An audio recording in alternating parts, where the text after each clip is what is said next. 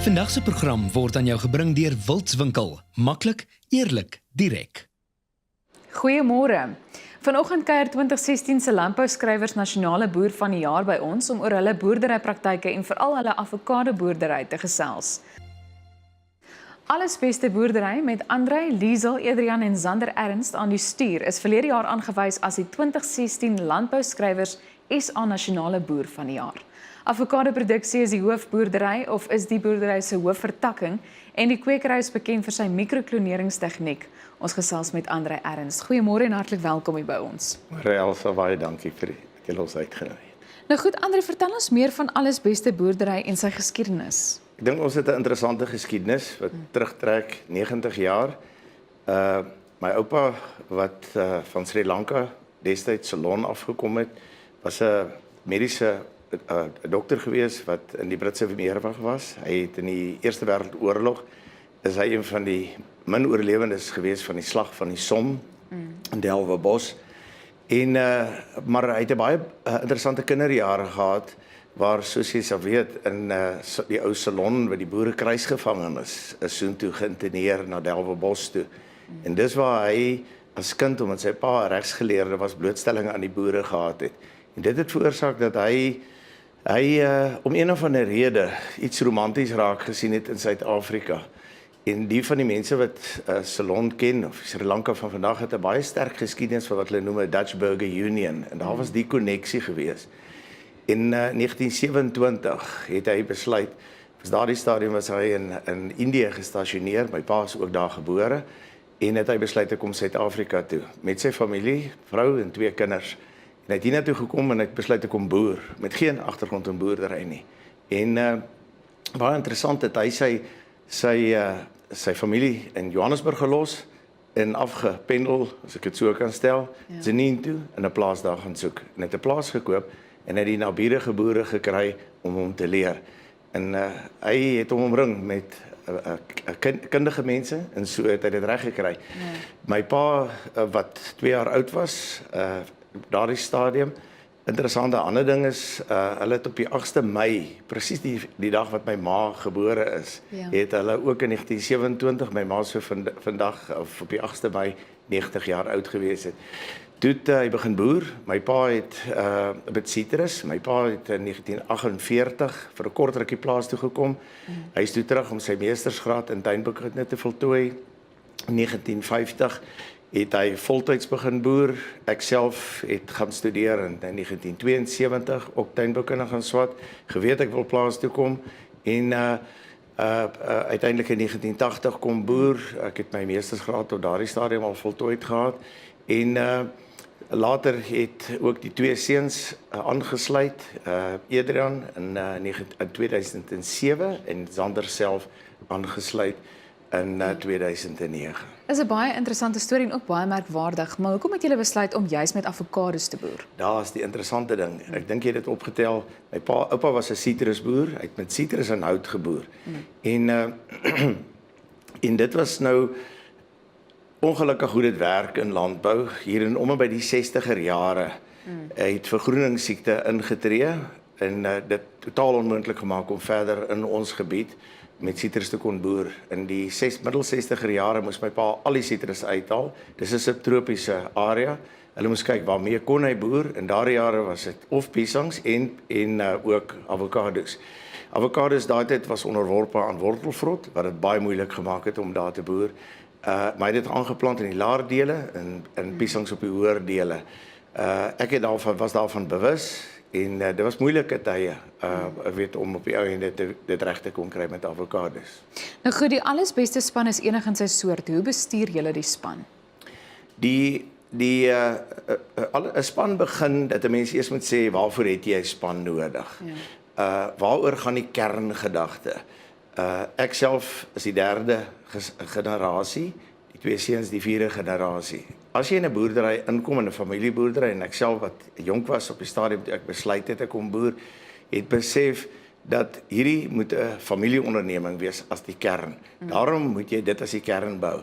'n Span kan net sterk wees as sy deelnemers daar binne in aangewend word volgens hulle vermoëns en hulle kragte. Daarom het ek vir die seuns gesê, as hulle sou wou kom boer, is die enigste voorwaarde, hulle moet kom waarde toevoeg.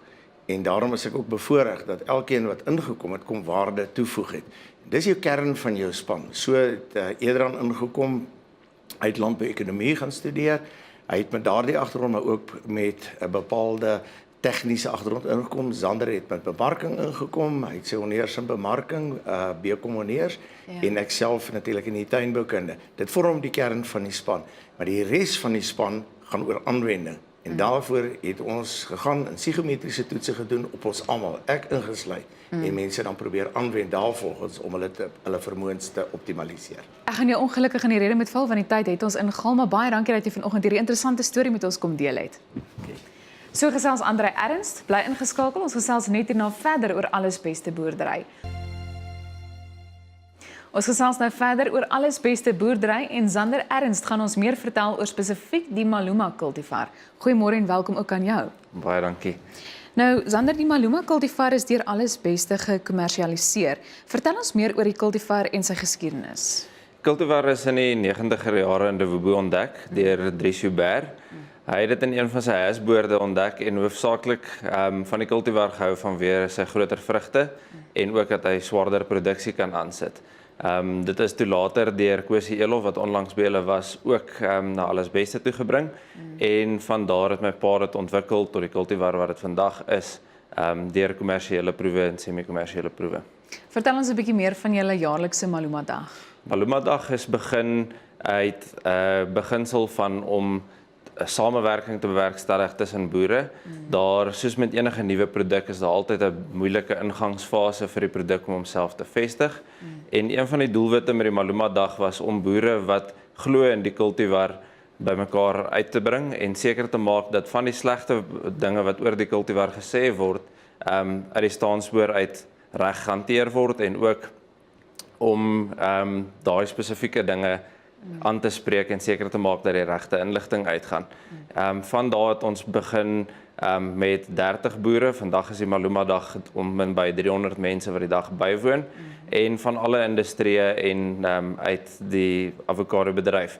Verder is daar omtrent 20 internasionale gaste wat die dag bywoon en verder is ons groot fokus op die dag oor moderne boerderypraktyke en beginsels, maar ons glo die dag, alhoewel dit net vir Maluma is dit wel vir almal in boerdery. Maak nie saak wat se gewas nie, want daar is ekonomiese beginsels om te leer daaruit.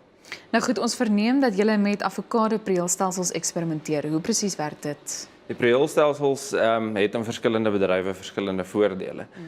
In die avokadobedryf is daar nog geen aanduiding presies wat die voordele gaan wees nie, maar die belangrikste voordeel of verwagte voordeel is dat ons die vermoë ontwikkel om so hoë as moontlik produksie so naby as moontlik aan die grond te produseer. So op die einde van die dag is dit makliker om daai produk te hanteer, te spuit wanneer hy gespuit moet word of te oes wanneer hy geoes moet word. So dit gaan absoluut oor optimale produksie. En een van ons beginsels is om te kyk of ons met 'n nuwe generasie kultivar soos Maluma kan verseker dat ons die hoogste moontlike produksie afhaal en dan basies die perke van boerderygrense probeer verskuif op avokados. Hoe belangrik is dit vir julle om nuwe tegnologie in die boerdery te implementeer? Nuwe tegnologie is vir ons krities by Allesbeste. Daar is net soveel landbougrond beskikbaar en alhoewel ekonomie van skaal vir almal belangrik is, glo ons dat dit ook krities is om optimaal te produseer op die beskikbare grond wat jy het.